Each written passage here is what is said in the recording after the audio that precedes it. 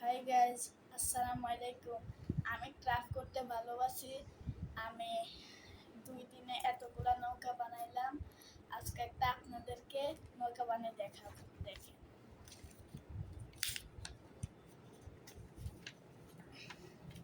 প্রথম এভাবে করবেন,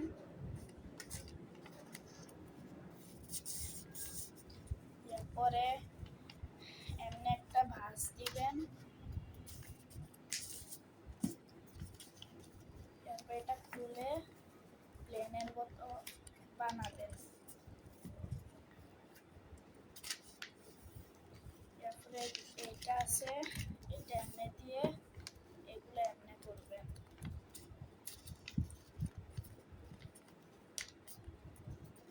এটা এমনি উঠাই এমনি করবেন। দ্বিতীয়টা সেম, একই রকম।